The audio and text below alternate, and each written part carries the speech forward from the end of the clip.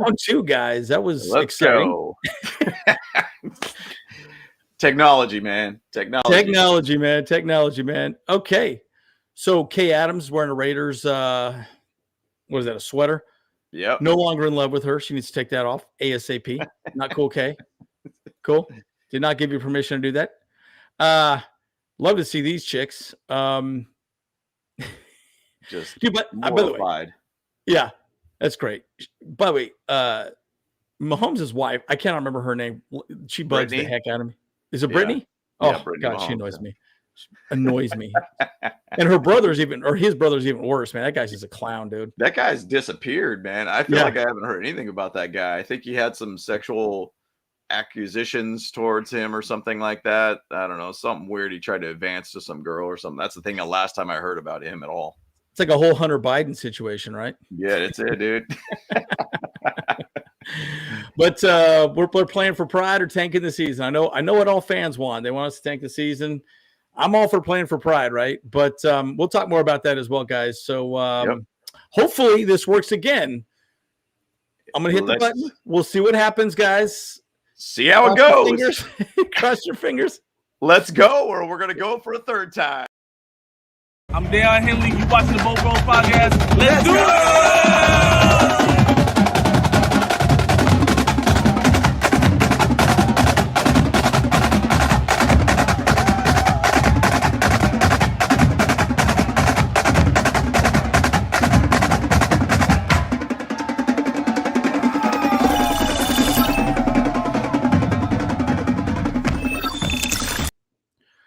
Okay. Let's make sure we're actually up, guys. So can you hear us okay?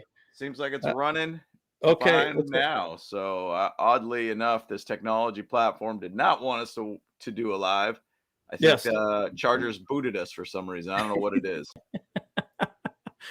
They can't handle the truth, James. They can't handle the truth. That's what it's all about, right? Or maybe it was Taylor Swift in her which ways. I don't know, Taylor Swift.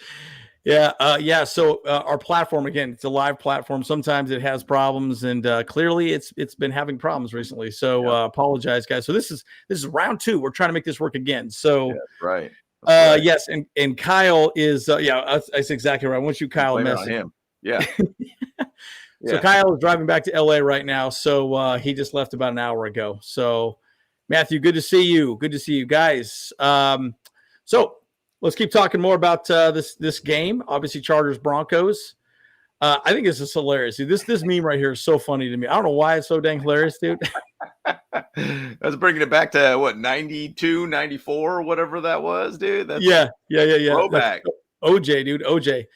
Well, so apparently, what was the whole situation? It was something like $30 million. They basically wanted him to waive like his injury clause so he could basically not get paid. I'm like, why would he agree to that? Right? It gets so weird to me, So he got benched because he wouldn't play ball, I guess, or I don't know. It's crazy. Yeah, it's such a weird situation with that. But even going before the season, there was a lot of rumors that Russell Wilson wasn't his guy. Like Sean Payton came in, said like basically he wasn't my guy. I mean, the reports were that after the Chiefs game, I think it was like, hey man, you better like change your contract or you're going to get benched. Yeah, basically. And for some reason after that was the early Chiefs game. I think after they went 3-5 or something like that. Yeah. And they were like, hey man, if you don't do it, you're going to get benched. And that's what happened. So yeah, basically he wanted to get that adjustment to that $37 million, fifth day of the 2024 season to basically get that waived for his injury clause. Russell Wilson's like, nope, I'm not doing that. Okay, well, you're getting benched. So that's what it is. Yeah. And that's a great point, Miguel. Imagine Sean Payton doing that to Herbert. And, I saw some people say, some Chargers fans say something like, well, we really dodged a bullet on not getting Sean Payton. I mean, the guy is, I have a buddy who's a Broncos fan. He kind of pretty much says that Sean Payton's an a-hole. And, it's just what it is. Possibly we move that. But then again, we'll talk about other head coaches down the road. Right here. Here's one of our guys. And I did a whole video on Jim Harbaugh. It was interesting. If you guys watch Chargers Weekly this week, I mean, Matt Money Smith talked a little bit about how I think it was when Harbaugh was with Stanford, I believe it was, as a head coach. And he had him on weekly, basically, to talk to Jim Harbaugh. And he's like, it's a different guy every day with this guy. And he could be in a great mood or he could be in a terrible mood. And he's just up and down all over the place. And, he's a little bit of a loose cannon in a sense. And that's the right way to say it, Yeah, so you don't really know where he's going to be or how he's going to be. So, I mean, even if he comes to the Chargers, that's a little bit of the things that I do think about that, you're going to be a moody guy. Moody guy. And by the way, guys, this is a new merch right here. This is Make the Bolts Great Again. New hat, 5-panel hat. Looks pretty sharp. So that's pretty in solid. Our shop, and I'll put the link in our chat here too. Got it. Cool. So I'm not happy. My baby James, we want the Chargers to have top 5 picks. So a lot to discuss on that, right? I mean, again, guys, people are going to be piling in. Do we want to just keep throwing the games, right? I mean, if we win these next 2 games, then I'd like to see Gift Smith get a win. He's worked hard and he's done a lot for the Chargers in general, right? And but again, there's a lot to discuss about that. So, guys, would you rather have more losses and get a higher pick? I mean, it's going to be splitting hairs. We're probably going to be 5 at the highest, I believe, at this point, I would imagine, right? So, 1 or 2 wins isn't going to make that big of a difference. But, again, they're talking about top 3 quarterbacks can be taken in the first 3 picks, right? So, for 5, technically, we should probably get Marvin Harrison Jr., maybe. You never really know how it goes and who trades up, who trades back, all the above, right? So there's a lot of conversations around that. So anyways, a lot to discuss on that. Yep.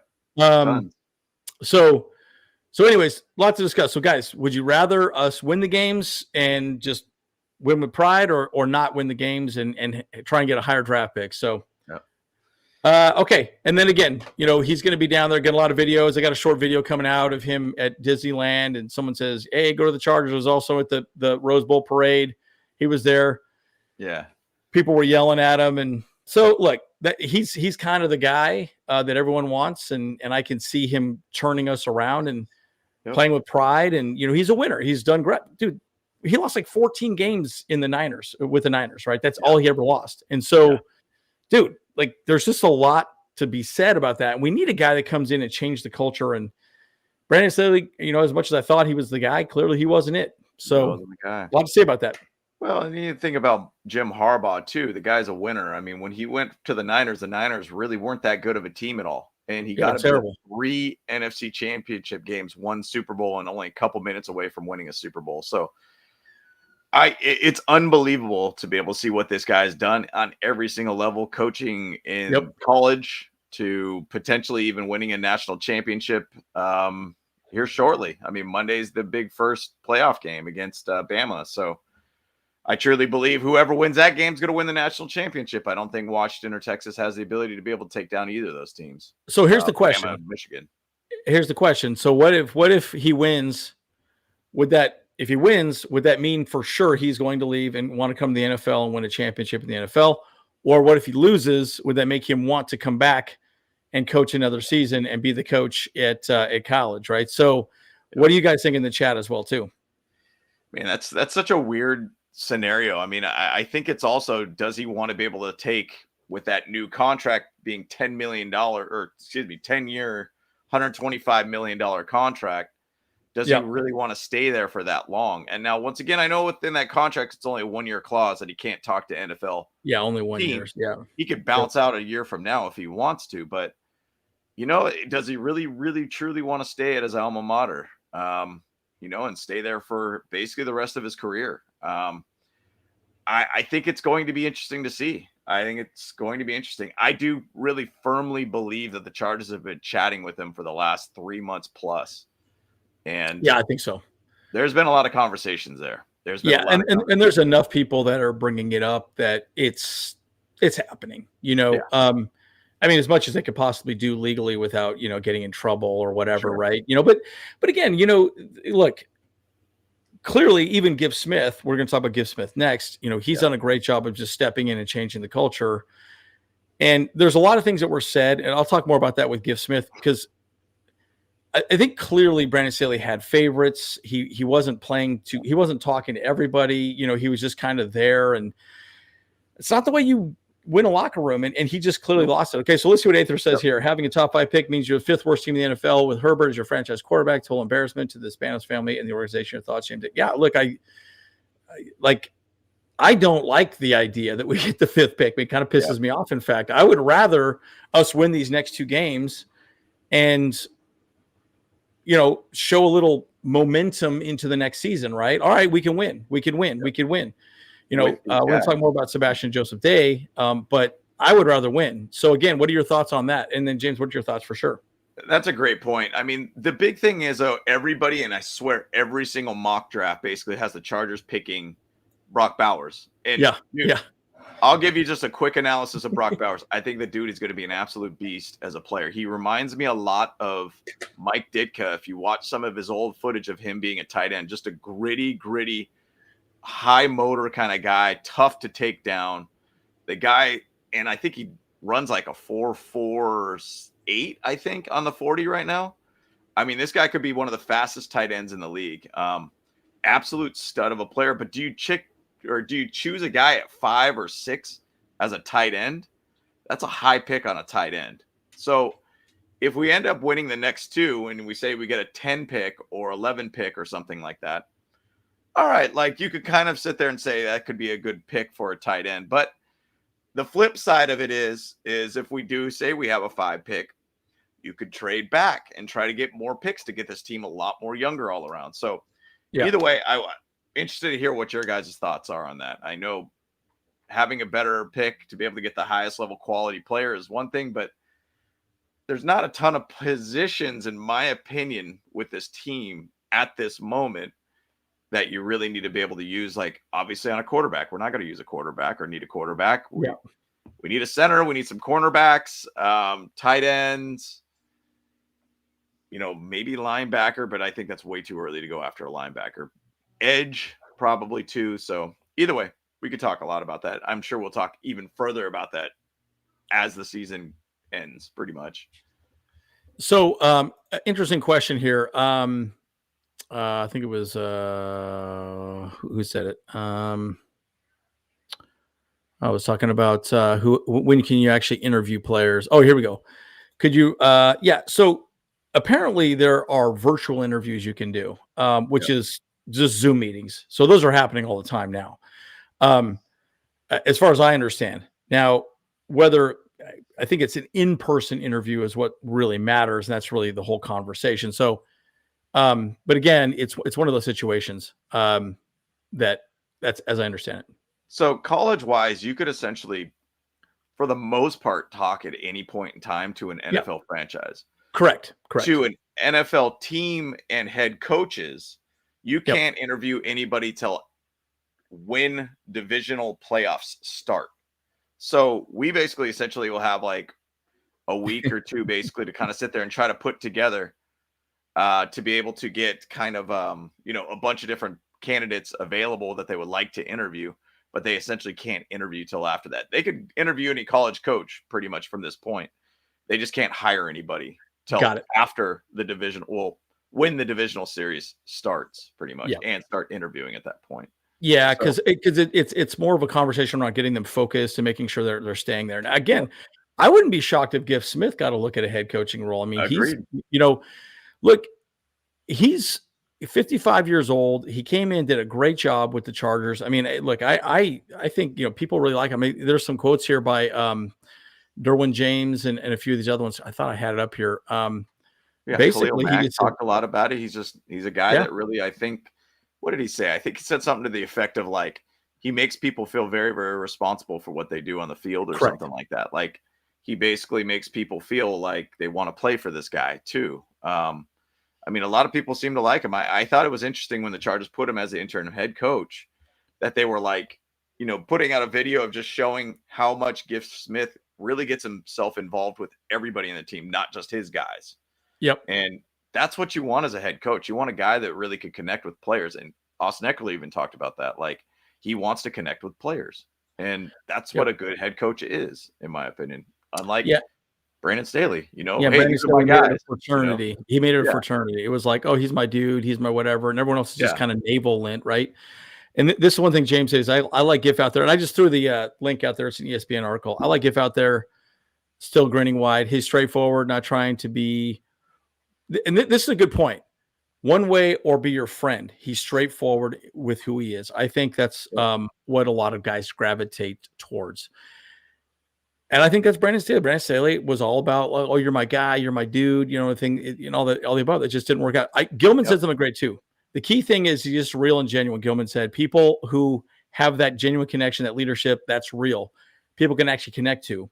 It's a team setting. That's how you build a culture. That's how you win over a locker room. And of grown men, you need that. You need somebody to hold you accountable, like you were saying. At the same time, like, hey, bro, I got your back. And clearly these were things that were not done with Brandon Staley. And that's sad, right? Because you would assume that would be done that way. Like, I don't understand like why it wasn't, right? So that's just kind of frustrating. But hey, either way, change is a good thing. Yeah, it was a good thing. You know, it's, you know, give a little bit of flowers to Aether. I know he said he wanted to be able to have this adjustment and change by, I think we were 2-4, or maybe even 0-2 to start the season, that we should have made an adjustment at that point. I mean, now knowing and understanding, and I love it when, that sounded terrible. I don't love when head coaches get fired. I love to be able to hear the stories of why they got fired. And, you know, those are the things that I think that really, really put to light of really what was going on in that locker room. You know, I think about this kind of often, where we interviewed Asante Samuel Jr. before the season and such, or it might have been in season. We asked a little bit about how did Brandon Staley help him out with like his growth and everything. And he kind of seemed a little bit like dismissive of how to respond to that. And all he didn't really say much about Brandon Staley. All he basically said was, if I remember correctly, it was like, yeah, he's really detail oriented, this and that. And that's it. And I was like, That was it. And by the way, do you know that interception that he got at the goal line on the Raiders? He broke his coverage. Yeah. So he was not on the right guy. He read it his way and got the interception and won the game. That was not a play call that Brandon Staley had. So I think there were people that were disagreeing with him for a while as well too. So anyway, injury reports up here as well too. Lots to talk about there. A lot. Yeah. I mean, two picks of the first round, Brock Bowers, center Jackson Powers. Boy, dude, that'd be amazing. You know, and by the way, I like what Antoine says. Winners never quit, quitters never win. I agree with that, dude. And I think that's my biggest thing about winning these next two games is the people that are going to be here, hey, we can win with this team. And there's going to be a lot of cuts. Folks, it's going to be a lot of cuts. I mean, a lot. Look at Keenan Allen, look at Joey Bosa up there. Right. Do you think they're really hurt? They might not really. Well, I mean, obviously we know Joey Bosa's hurt, but this heel all of a sudden, right? Is it like, okay, let's put him to the side? Same thing as always. He's trade bait at this point. Yep. So what do you guys think? I mean, not much to play for, so why not? Well, and it's interesting too to be able to even say Joshua Palmer now having a concussion. I don't even know when that happened. I mean, in the last game, I think he played the entire game. He did, not really sure about that. I mean, to me, Joshua Palmer is the next dude for us. Like he's could potentially fill in that Keenan Allen role for us next year if Keenan Allen does get moved. It's just really, really interesting seeing these guys on the chart and being like, wow. I mean, I don't think Joey Bosa is going to come back. No reason for him to even come back at all for the season. He could be a trade bait situation, salary cap cut, whatever it might be. But it's interesting. I do think I'm excited to be. Now, once again, I sound terrible. I don't know why I keep saying mean things like this, but Kenneth Murray. You're mean, dude. I said it's exciting to see Kenneth Murray injured, which sounds terrible to say. But no, I want to see Deion Henley out there. Like, please put him out there. You need to know what you have in your young guys at this point. Like, Kenneth Murray obviously did not get his fifth-year contract picked up. I guarantee we're not going to re-sign Kenneth Murray this offseason. We're going to let him walk somewhere. We need to know who Deion Henley is. It's a cheaper solution for you. You need to go out there. Going back to that Bills game, dude, once again, deep ball. Kenneth Murray let a deep ball go over his head once again. he is not a passing, defense linebacker. He gets burned too frequently. There's a part of his game that's good, which is generally attacking the line. His passing defense is awful. It's got to be one of the worst in the leagues. Got to be one of the worst in the position. So I'm excited to be able to see, and I really hope Giff puts in Deion Henley in this game. So I really, really hope that's going to be the case. I'd assume he will. I mean, we never know, right? I guess we'll see. And these are the things we want to see for this game, guys. Look, I'm watching the game. James and I are going to watch the game. We're in Arizona now. So, I'm in Arizona now. So we're going to go watch the game somewhere. So guys, if you're in Arizona, reach out to us. We'll let you know where we're going to go. We're thinking backyard, something like that. So yeah, again, if you're in Arizona, let us know, reach out to us. We are going to watch the game. So, so Staley, I think the rumor is he might go back to the Rams. He could go back to, what was the other one? Well, the Bears. Vikings, I heard that he might be the defensive coordinator of the Vikings. Because, and the whole thing about that too, the head coach over there, oh gosh, what's his ding? Or not the head coach, Kevin O'Connell. Coordinator. Who's the defensive coordinator again? I'm drawing a blank. He blitzes all the time, cover zero all the time. Defensive coordinator of what up, Carl? How we doing? Best ribs in the game. Best ribs in rally for sure. Brian Flores. There you go. Brian Flores. That's right. So, I think Brian Flores is going to get some looks for head coaching jobs. Yeah, I think so too.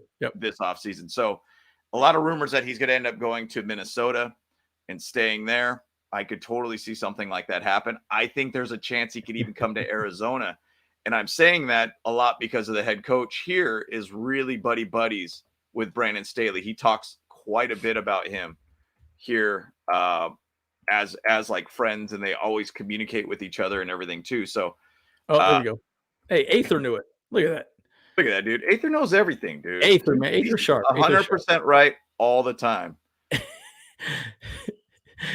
It works right. 66% of the time. It works every time. Every time, baby. That doesn't make any sense.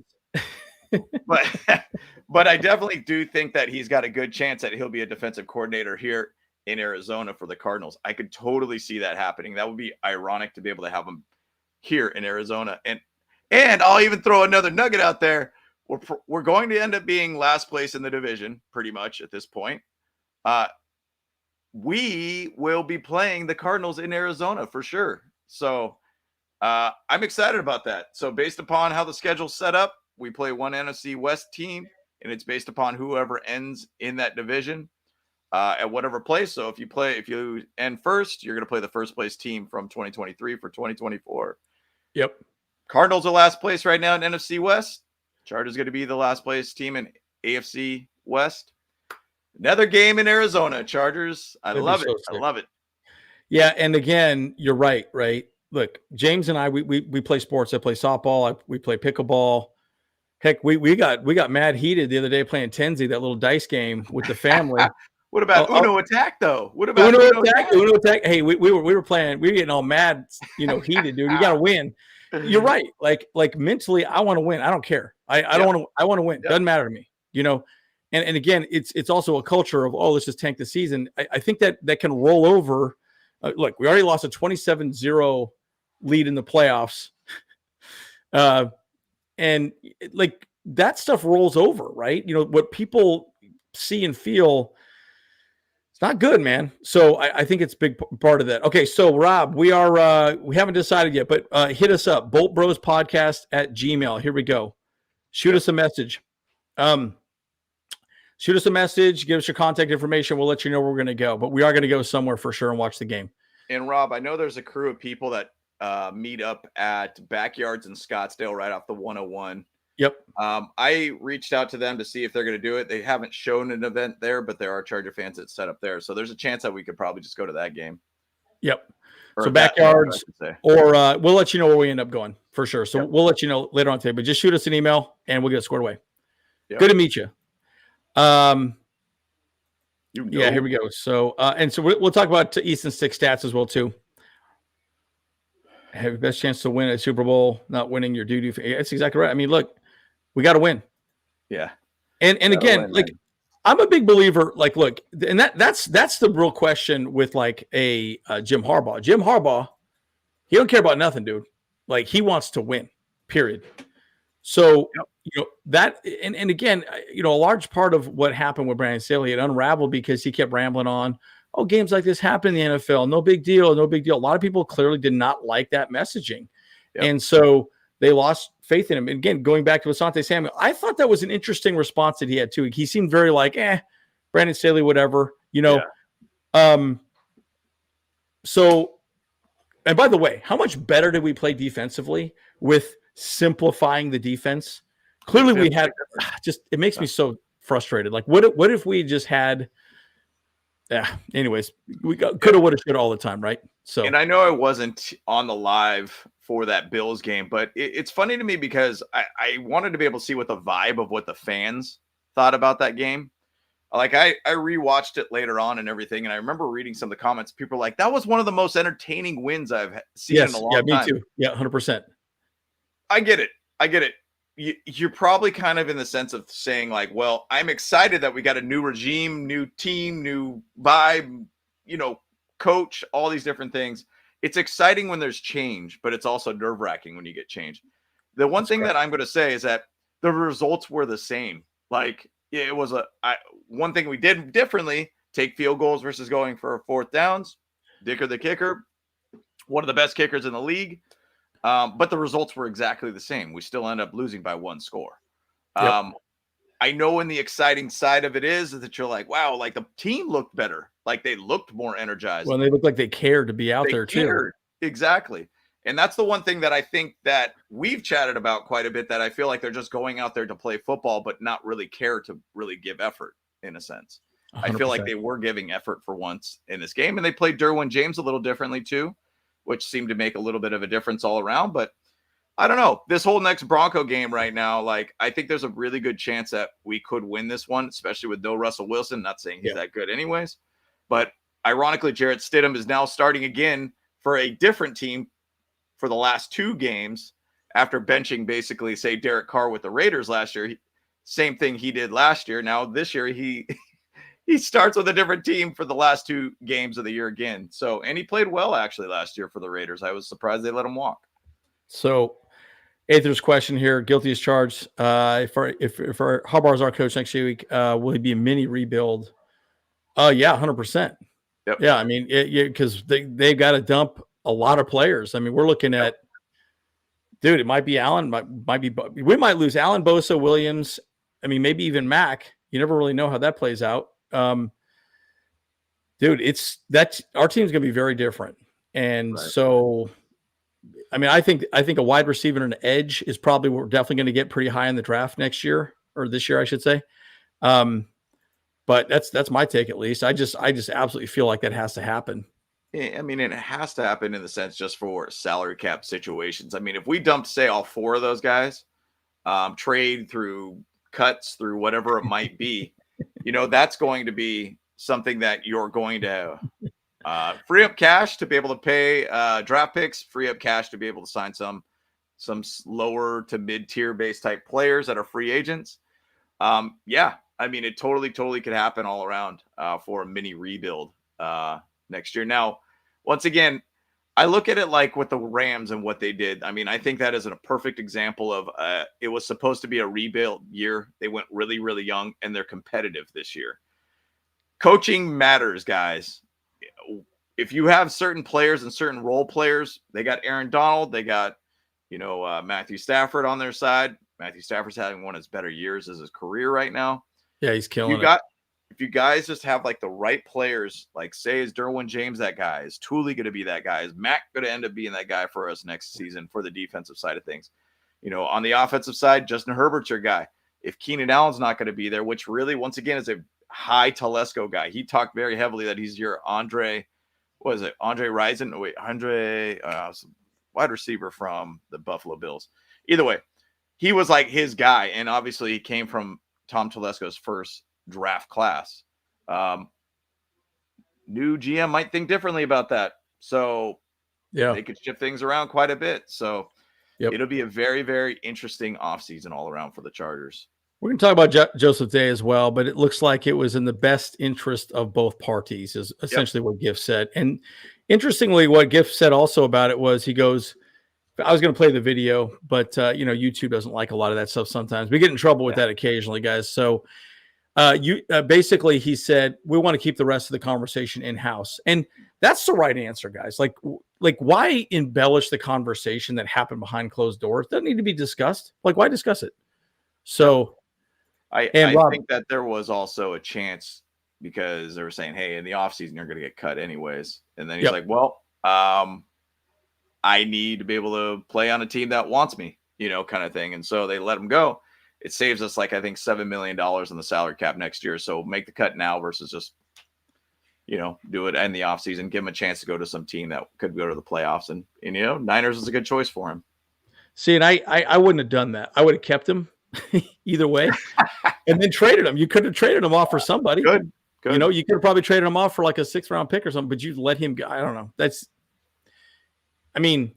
To me, it's still a business, right? You got to make the right business decision for the team. So that's what I would have done. But hey, they're better men than me. Then Rob, teetering on tomorrow's game because my son's a Broncos fan. Whoever sweeps the season gets $100. Ooh. Well, what happens if it's not swept? Yeah, I guess nothing happens. $50. Huh?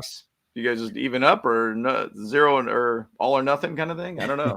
Yeah, I'll say this. I think the Chargers win this game. I really do. I think they're playing better football. And again, Russell Wilson being benched. Of course, you never really know, right? Because, again, Joe Lombardi and Sean Payton, they want a Drew Brees. That's who they want because that's who they got that offense to work with. But, again, Drew Brees is an individual person, and you can't just replicate a Drew Brees. Yep. And so, Russell Wilson isn't that either. And so, anyways. Again,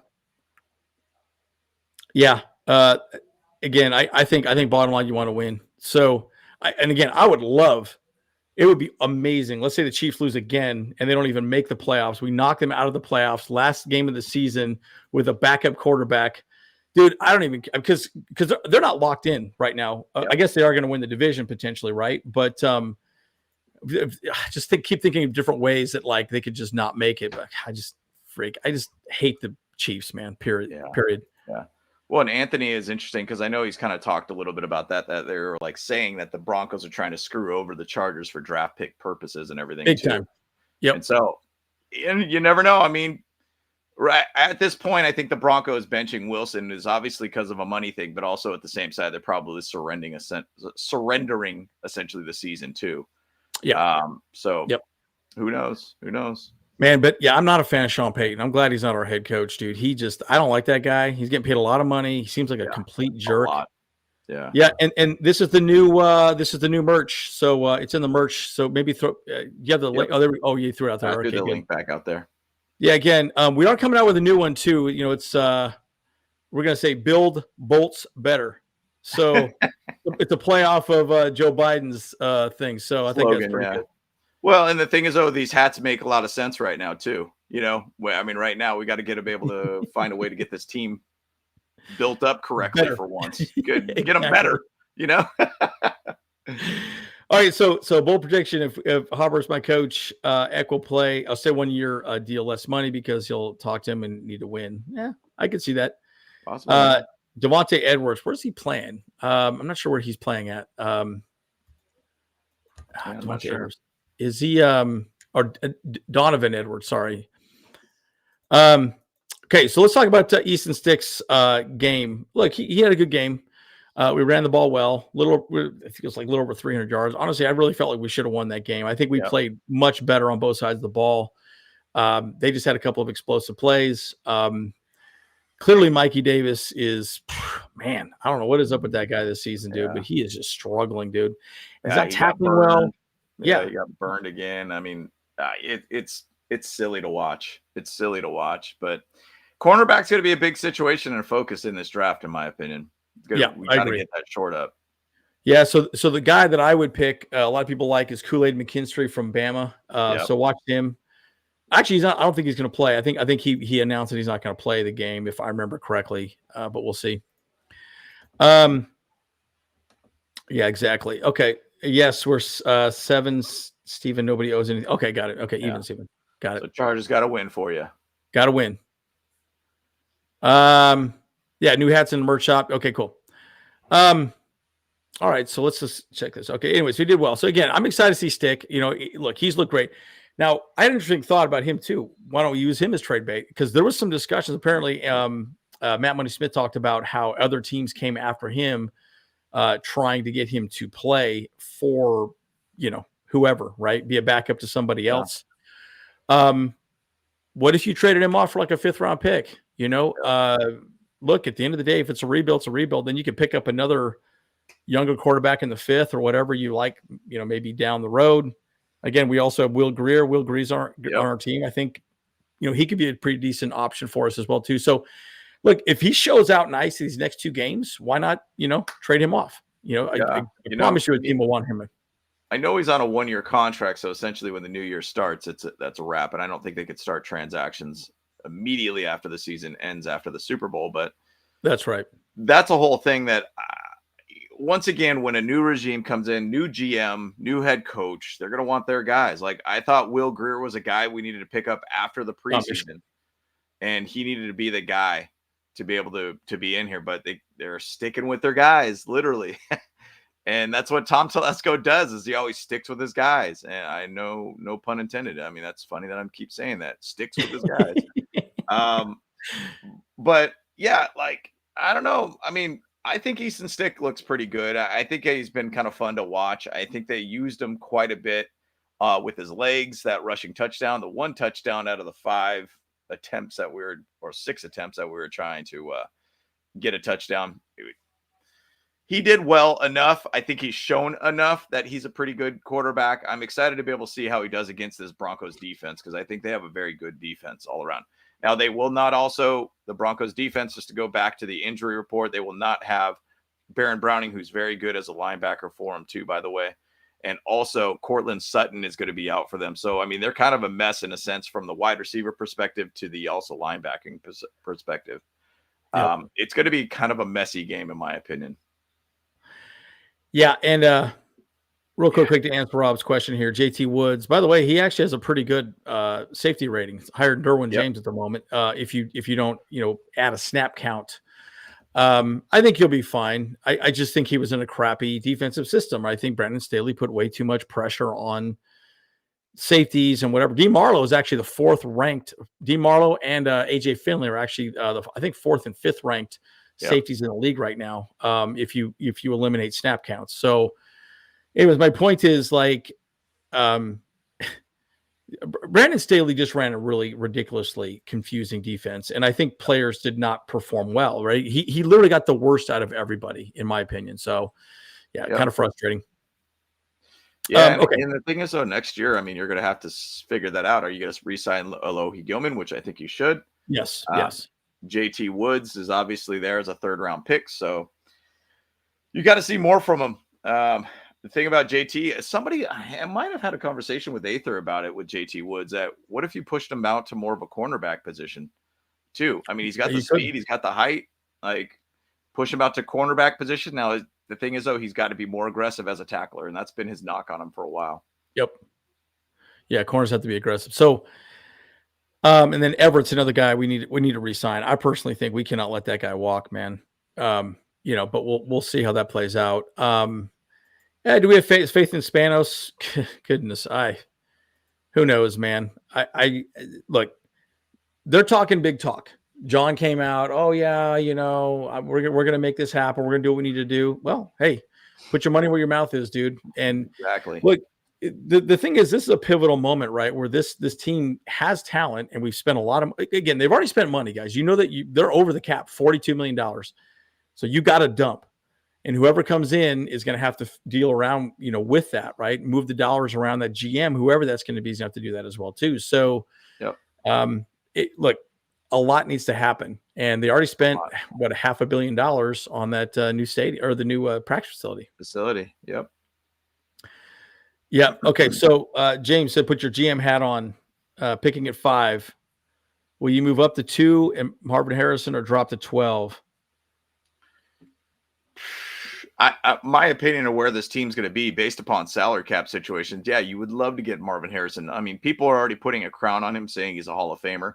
Yep. Obviously, his dad was an absolute stud. Absolute stud. and he's doing really, really good with Ohio State and everything too. Drop to 12 and you get an extra second and fourth. Based upon salary cap situations, it's about getting more picks and to get more players to fill more holes, in my opinion, at this point. Like now with Marvin Harrison, is wide receiver going to be a need? Well, we've talked about earlier in the video. You know, we talked about what if Mike Williams gets let go? What if Keenan Allen gets let go? I mean, now we're going to have a big hole there at that wide receiver position, but you could possibly find some gems in a second round or maybe even later on. Like if you could possibly get Brock Bowers at 12, that would be another wide receiver threat right there. Just a nice guy, a big gritty guy on the line for blocking purposes and receiving purposes. I mean, Josh Palmer. So what's your answer, James? I know you're kind of not really answering. So what's the answer? Oh, I already answered that. I said we're getting that extra second and fourth. I mean, so you are we doing need to go youth, and I'm just relaying on the reason why. Okay. So the reason why is we need to get young, and so you need to do that. Yep. So I'm 100% in agreement on that. I don't like the idea of, because look, draft picks are a complete crapshoot all the time, 100% all the time. Yep. So you never know how it goes, and so to me, I'm just not a fan of keeping the fifth and trade back. That's what Bill Belichick does, and get more shots at good players. And we're going to lose a lot, right? We need an edge rusher and a wide receiver.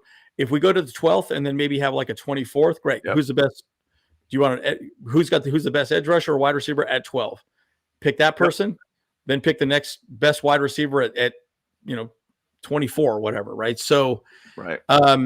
Yeah, I think that makes a lot more sense. And the one thing too, you see in the mock drafts too, that you're seeing like JJ McCarthy being picked up by the Broncos at like 12 or whatever it is. You know, let's say JJ McCarthy shows out in the playoffs and wins a national championship. His stock's only going to go up. If you're at the 5th, you could probably trade back to somebody who's going to be a quarterback needy type team. I'm not saying with the Broncos, but yeah, a quarterback needy team could go up and say, hey, I'll give you the house for this guy kind of thing. That's exactly right. It's exactly right, guys. You never know.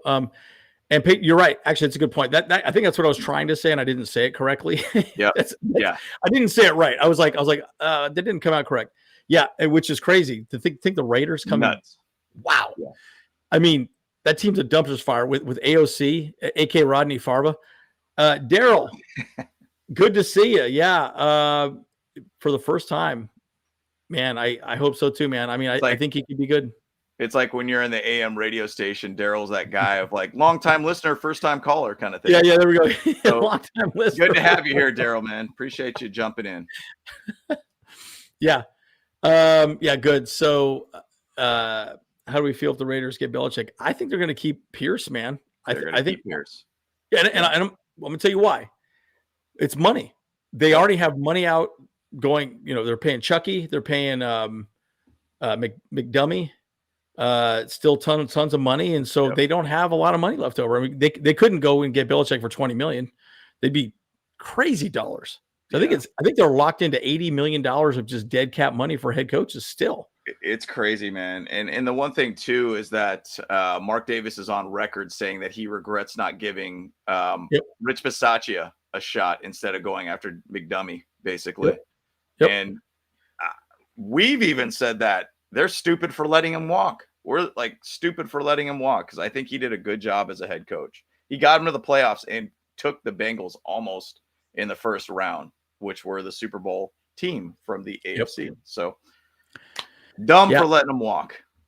So interesting thing about Austin Eckler, he's got $1 million sitting out there to potentially get in these next 2 games. He needs 200 yards rushing, something like that, right? So, I think we're going to see a heavy dose of Austin Eckler to get his bags, so he can get that $1 million.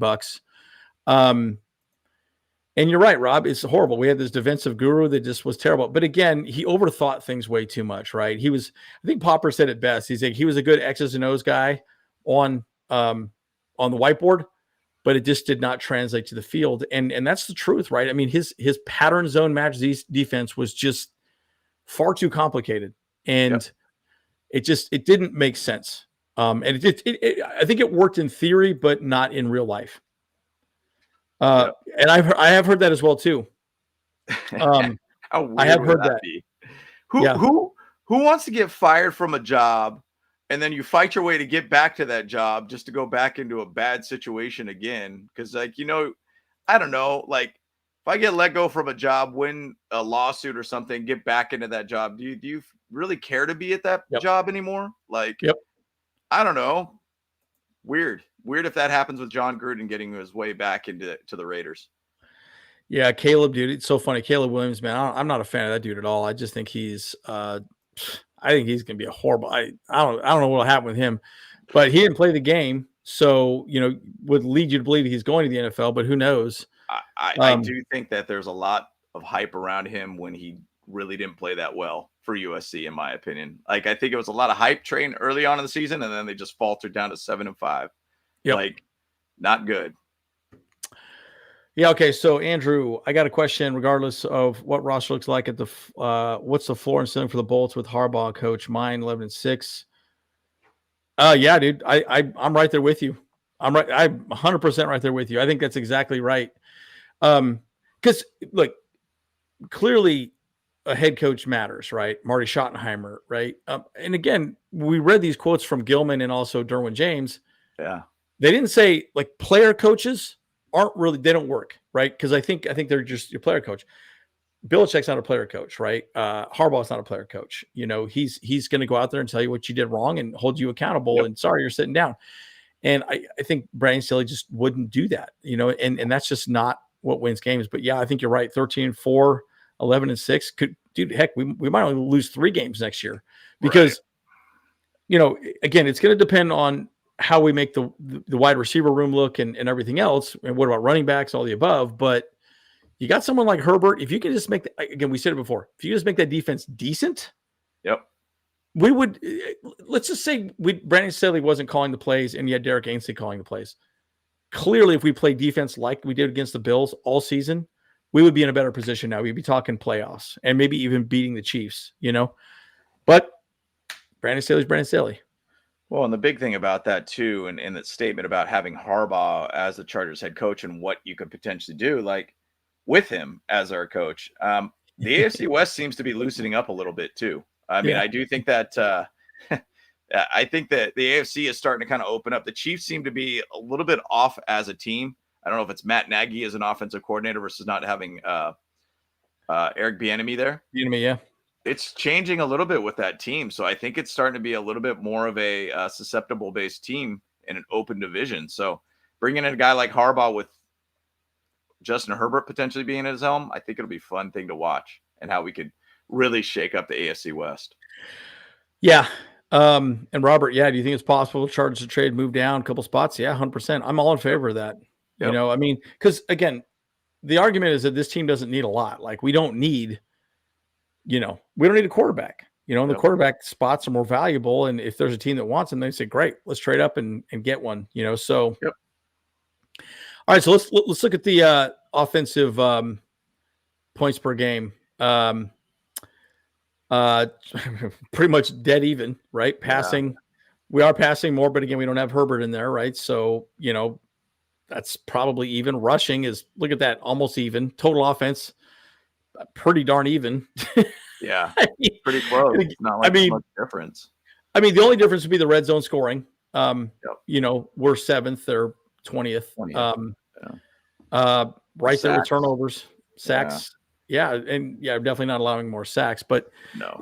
Anyway, it's interesting conversation with just that statistically, right? So again, SJD, we did talk a little bit about him. Talk more about the defense now. Again, I'm a little frustrated, with the situation. You got to wonder, maybe it was like, all right, sorry, Brandon Staley's not here. I don't want to play for you, GIF, or who knows if that happened. But clearly there was a decision to let him go. Yep. And let him walk into his thing. So I don't know. Not sure we need to talk more about that. Yep. I mean, it's just, if they were going to plan to cut him in the offseason, save about $7 million next season anyways, we know we have a salary cap issue. That's why you move on from Sebastian Joseph Day. And I think he could have been one of Staley's dudes, in my opinion. So yeah, and he definitely was. They were pretty tight. And Derwin James, he's another guy that if you watch my video on Derwin James, I think there's a chance that we trade him off, right? He's got some value and he's only 27. Yep. Who knows? Of course, I think his value is more palatable with the dollar amounts compared to like 30 million like the other ones. Yep. Yeah, and Anthony's question, how long is a good contract for Harbaugh? 5 to 7 or 8 years, 15, 20 million a year. I think what it's going to end up being is a 5-year, $15 million per year contract.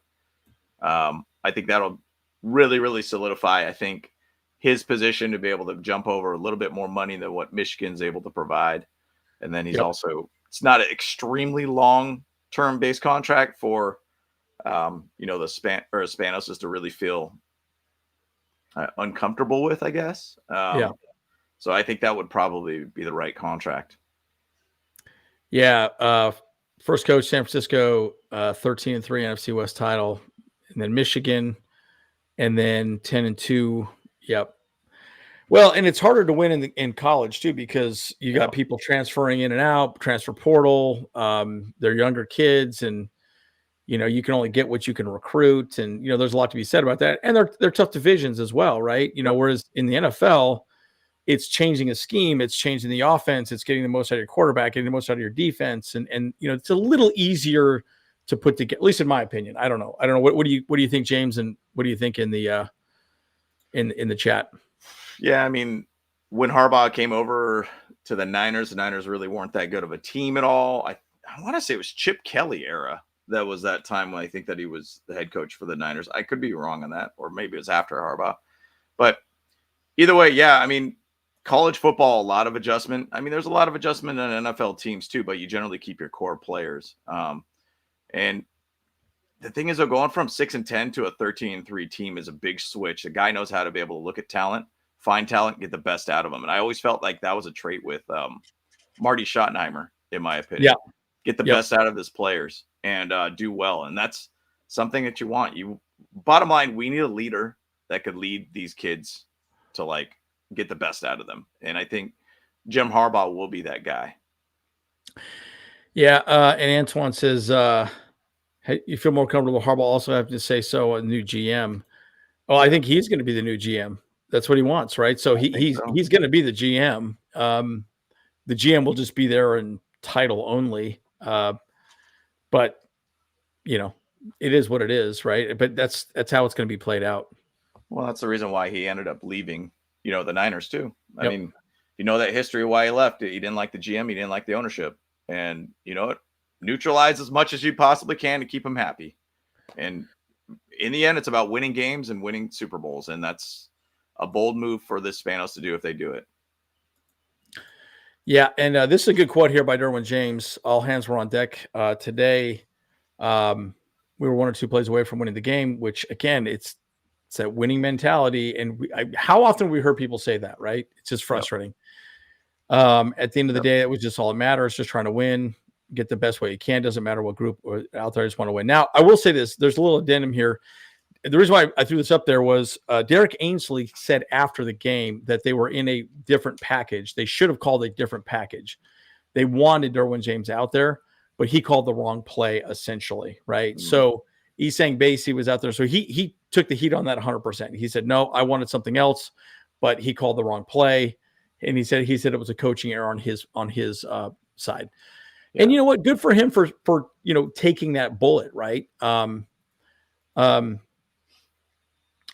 Yes. And so we are getting a new GM and a head coach, of course, right? So, but again, the head coach, if Harbaugh comes in, it's going to be 100% Harbaugh running the whole thing. And the GM will just be there in title. Yep, exactly. And again, the reason why is because the GM can override what the head coach is doing, right? If you're already paying the head coach the amount of money that you're paying him, what's the point, right? Then you don't need to pay the GM as much money. You can hire him for a little bit less. So, it's something to be said. Yep.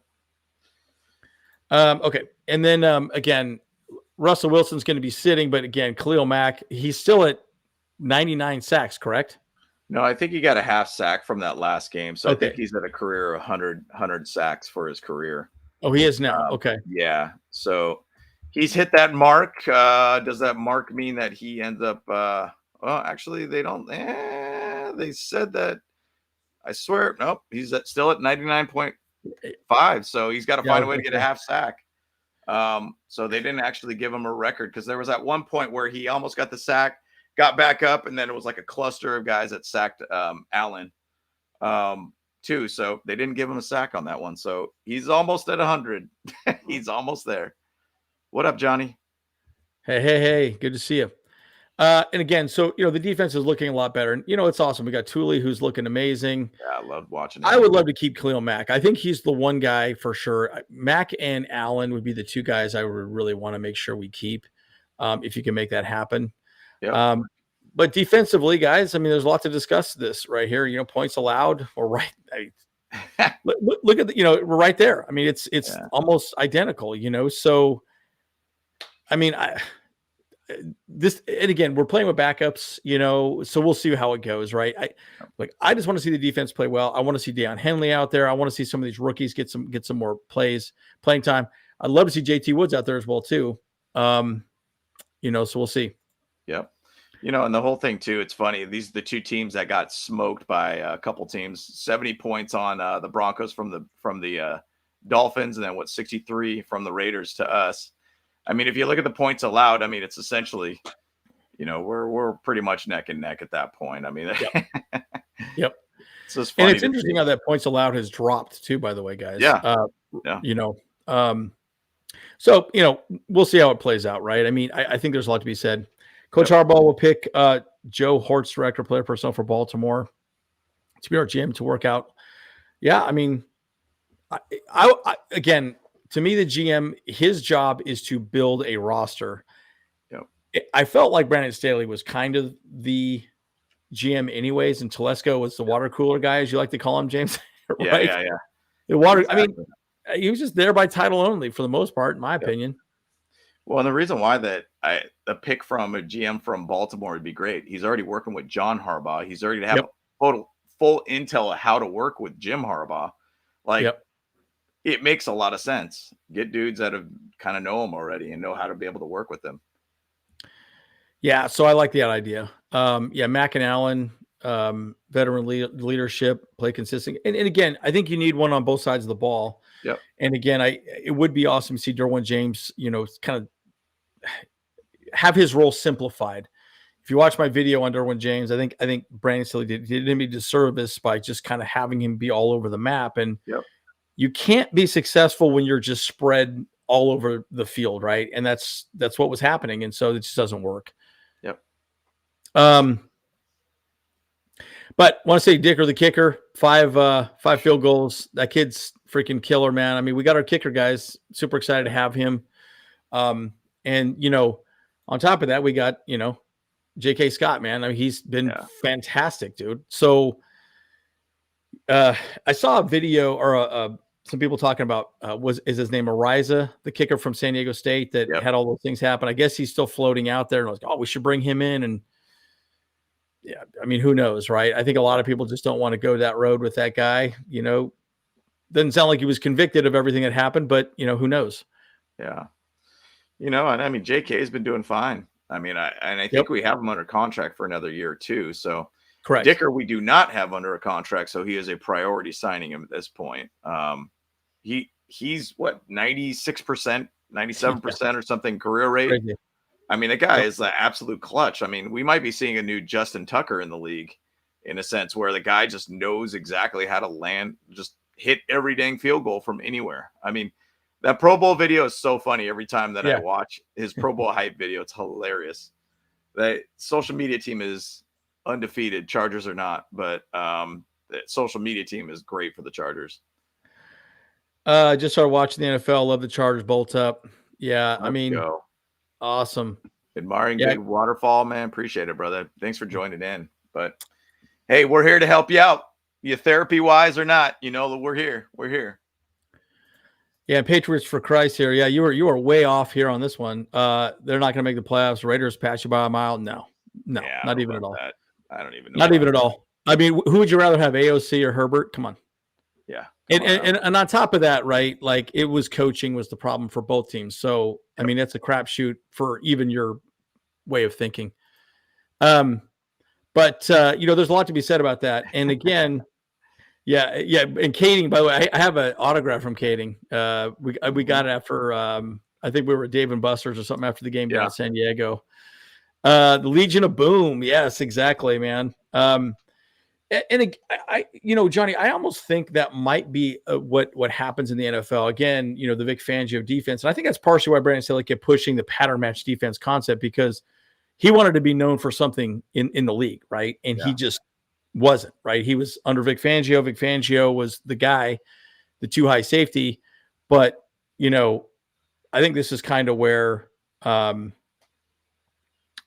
simplifying the defense could be good. I can still see too high safeties, but maybe just going more press man coverage, doing something a little more like that, more like what the Niners run, I think makes more sense. Well, and the whole thing about Legion of Boom, I mean, Gus Bradley was here and he was a part of that same thing too. And it was just, that guy was like cover 3 all day. Cover 3.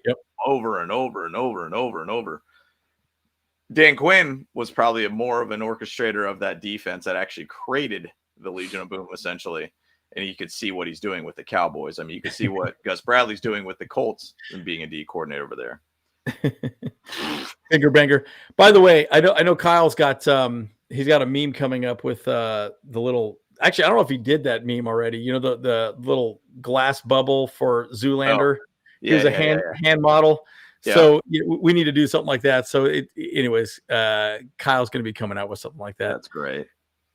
Yeah, Cameron Dicker, dude, he's killing it, man. I mean, he's killing it, and it's example, yeah, exactly. And you're right, Johnny, because the problem was his whole thought was you have to see the other side of the field, what's happening on the other side of the field, and then look at your side. Like, you have to be at too many different places at one time. You're supposed to pass them off to somebody else. That doesn't happen in split seconds. It just doesn't. Yep. I don't know. I as much as I understood it, it's just one of those situations where it's like, man, what do you, why? Yeah. Like, why are you over? Like, NFL defenses need to be simple. Look at all the better defenses out there right now. It's very simple. Ravens, Steelers, and they don't do anything crazy, One thing that I really noticed about that Bills game and how they played the defense, they did play a lot more man, and that man stayed on that guy. Like 100%. Whoever they covered. Yep. Stop this chain-based type situation where, he gets to this point, stop. Let the next guy cover that guy. Like, playing the zone match or zone pattern match or whatever he ended up calling was stupid. Like, dude, let the cornerback stick with this guy. You have a safety up high that could kind of sit there and just hover around and being around the other receivers that go deep or shallow or whatever it might be. Dude, just keep it simple. Keep it simple. Yep. Play standard defense, dude. Don't try to recreate anything at this point. Play what works. Yeah, and awesome, Chris. Listen to us remodeling the bathroom. Thank you. Yeah, man. Thanks for joining in. Come on over and remodel my bathroom too, dude. Yeah, no problem. I got 2 of them. I got 3 of them. How about that? Come on over. Yeah. Come up to Utah. You can remodel my bathroom as well too. I've got a lot of. I mean, my house is pretty big. I got to fix up some things up there pretty quick. So yeah. Again, a lot of people talking about Marvin Harrison, Brock Bowers. I like that guy from Latu, UCLA. Yeah. Yep. Ukla. Yeah, those are all pretty good picks. I mean, I think there is some odd thought that I've had about even possibly getting like a tackle too, for right tackle, but I don't know if you'd really go that high on a pick for a right tackle, in my opinion. But either way, you got to protect Herbert as much as you possibly can. I mean, if you have a center that's a stud too, you might want to kind of start looking in that direction too. I don't think this draft class has like that high a level centers so far that I've seen. So yeah. With everything said about Staley, how could he have such a good run defense or defense with the Rams? Dude, he had 2 things. He had Aaron Donald, Jalen Ramsey, and Aaron Donald. Yep. Right. And again, his defense requires a lockdown man corner. That's what he wanted J.C. Jackson to be. Yep. And he wasn't. J.C. clearly, guys, he's a freaking bust. He's not even on the Patriots anymore. He's on the Patriots, but he's not being played or whatever. Right. So there's clearly something going on with that guy. But yeah, his defense works with the right pieces. The pieces that he brought in did not work. So, and even then, it was still pretty damn complicated. And the one thing I'll say about that was Staley versus being head coach Staley versus defensive coordinator Staley. Just being a defensive coordinator is dramatically different than being a head coach. There's 100%. a lot less pieces to be able to look at, a lot more focus that you could focus on just that side of the ball. I think Brandon Staley had his hands in pretty much everybody's cookie jar at that point. I think he was involved a little bit more. No pun intended. No pun intended, exactly. But I think he would be in this, cookie jar, in the offensive side, a little bit of the defense, a little bit of the special teams. I'm involved too much. He spread himself too thin, in my opinion, as a head coach. That's why there's a lot of guys out there that could go from, defensive coordinator to head coach, and they just don't work out at all because I think they're really just more as a coordinator, less than a leader as a team. So what I've been hearing a lot of people say is they talk about in the NFL, you have to be a CEO. And I think you're right. You have to be more of a businessman. Again, I think he should have let Derek Ainsley call the defense. I don't understand why he didn't do that.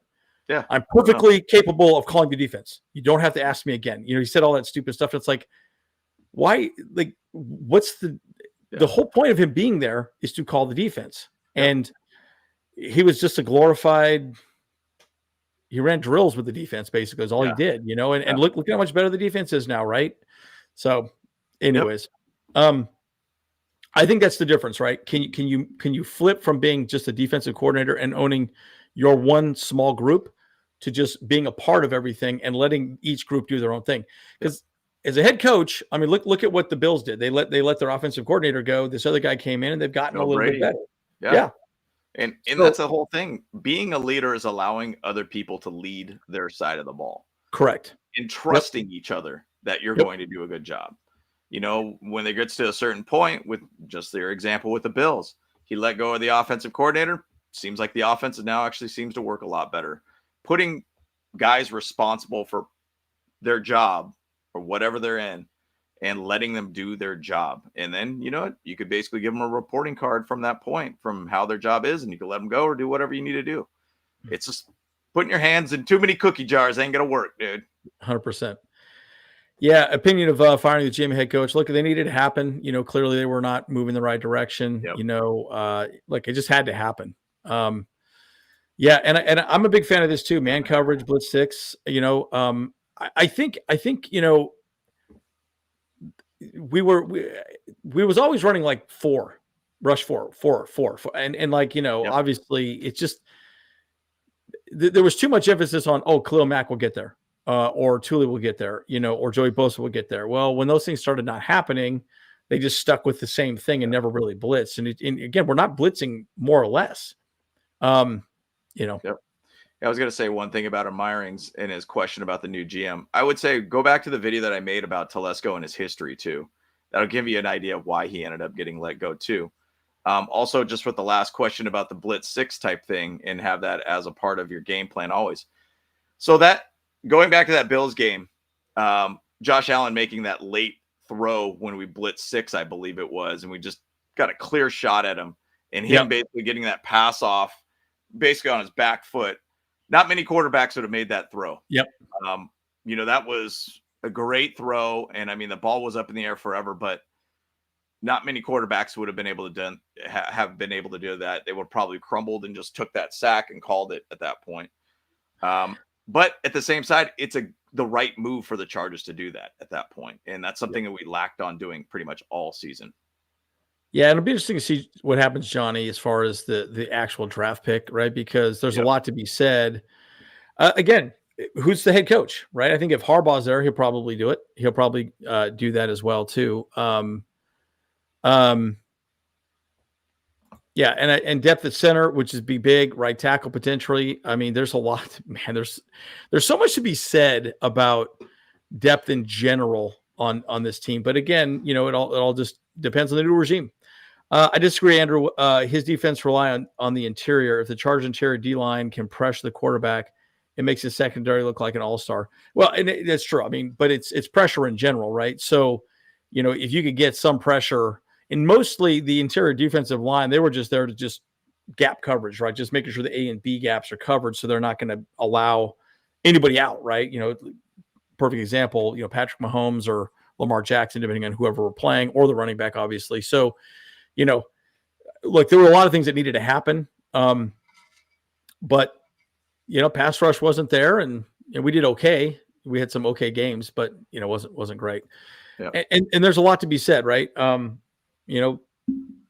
We need everything. H4.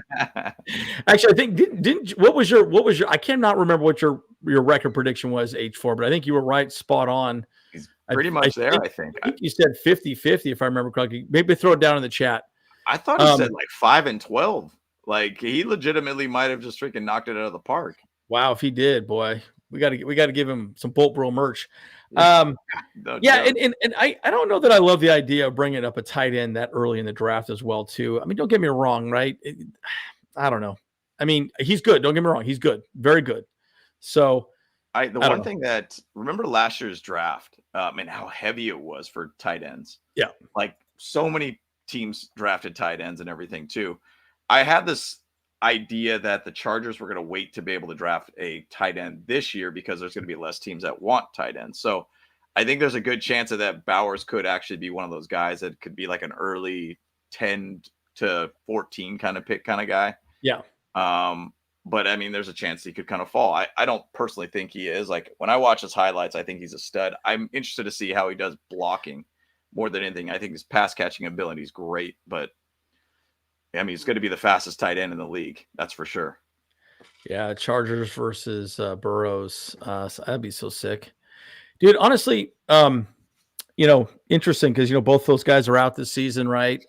It's tough, man. I mean, look, there's a lot of things that can happen. Again, we're talking more about draft, obviously, as the season's over, but, we do want to focus on a lot of, this particular game. Again, like I said, we want to see the rookies out there. Well, one of the guys was Sebastian Joseph Day, and then also, Aaron Donald. So, and actually Morgan Fox was there as well too. Yep, that's true. So, he here's the thing. Obviously, Staley tried to recreate what he did with the Rams. Clearly didn't work out, but again, it's kind of one of those situations, right? So, maybe we should talk a little bit. Well, we should maybe wrap up our final thoughts. We're almost an hour and almost 15 minutes here. Here we go. So flew by, didn't it? Jeez. Golly, we just ramble, guys. That's what we do. It's easy for us. I think people like that. That's why people come into our channel. We ramble a little bit. So, but I mean, the thing about it is, like, with this whole game coming up, like, do I want to be able to see Gift Smith get a win? Sure, absolutely. Yep. And I think that this could be the game that we could win. I think with the Chiefs, I think the Chiefs should probably end up winning this weekend. So I don't anticipate them losing 2 games ahead. If they do, well, that last week 18 game against us becomes a lot more interesting. I mean, it would be interesting to be able to play spoilers at that point. So it'd be amazing. Amazing. I do anticipate this game against the Broncos kind of being a little bit of a mess. I mean, there's a lot of players and a lot of star power that's not going to be on the field for both teams at this point. Yeah, 100%. So it could be a little bit of a sloppy game all around. But look, guys, I'm just hoping that we could see some more youth on this field. I think we just need to see what our young guys are and what they could be. We'll see. But I look at it as like any football is good football, in my opinion. I enjoy watching the game regardless. So just go out there and support your team. Yeah, and Robert, as you said, yeah, I think going down is good. I think getting more picks is a good thing, especially with the new regime coming in. That goes a long way, right? And Frank Clark just got released by Seattle. Crazy. Yeah, crazy. Wow. Well, the Chiefs got let go. Now he's basically went to the Seahawks to go back to home, and then he got let go again. But it will be interesting to see how the AFC West ends up. For sure, dude. It really will be interesting. I mean, we'll see how that plays out. Yeah, it's interesting. What I've heard, everyone wants to seem to blame Justin rather than the head coach. So I've always said this: it's the coach's job to put the player in the right position to succeed. Now, it doesn't mean, again, the player still has to succeed. They still have to do the job. And I think where Brandon Staley really lost the locker room was he started saying a number of times, I called the right play. I called the right play. Well, then you're just blaming your players, right? And so You can't do that. You can't throw your coach under the bus. You can't throw your players under the bus. And I think that's partially why he was losing faith, or the players were losing faith on Brandon Staley. My point is, Justin Herbert's a great talent. You have to remember, in 4 years, he's had 3 offensive coordinators. Yeah. That's ridiculous. And it's 3 new systems. And that's no continuity there, right? And Joe Lombardi, love or hate him, did not do him a service of making him a better quarterback, because his whole scheme is really about, okay, this Allen's single coveraged by the number 3 cornerback for this one particular play. He's going to win that battle, and I'm going to throw the ball to Allen. All he had to do is distribute the ball. That's essentially what the Saints offense is. But my point is, again, that's what he did for 2 years, and now he's with Kellen Moore, and Kellen Moore wants to drive the ball downfield. That's his mandate, and so he's not doing that anymore. He's trying to drive the ball downfield. So it's just, again, continuity is big. I mean, look at someone like Patrick Mahomes. I mean, even Josh Allen to some degree, right? So, anyways, so it's pretty good. So my final thoughts, I would just say this, guys. And again, like and subscribe if you enjoy the content. Again, new hats coming out. This one's pretty sick. It's a 5-panel hat. It's pretty dope. I actually really like it a lot. Really good hat.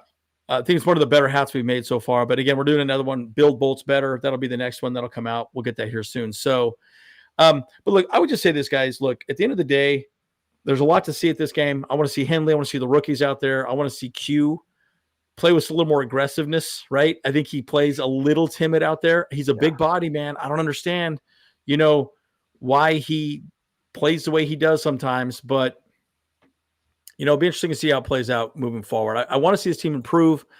And honestly, guys, I would rather see these next 2 games be wins. I don't want to see losses. So, and the draft is the draft. We'll deal with it as it comes, right? To me, that doesn't matter. This team needs to start winning and feeling like, hey, we can go win games, right? Because, losing is contagious and winning is contagious. So I would rather end the season on a positive note than a bad note. So that's just my take. And breaking news, the Bolt Bros will be the next head coach for the Chargers. Let's go. Yeah. I don't know if that's going to be a good thing, but you might get some good content out of it. That's for sure. All right, guys. Yeah. It'd be good. I like that. I like that thought, man, for sure. Well, guys, we appreciate you. Thanks for joining. And again, make sure if you shoot us a message, we are going to be going somewhere tomorrow to watch the game. So again, Bolt Bros Podcast at Gmail, and let's link up. Let's do it, guys. Let's get this win, and let's keep it going, guys. Let's go. Get out of here. Ooh, let's go.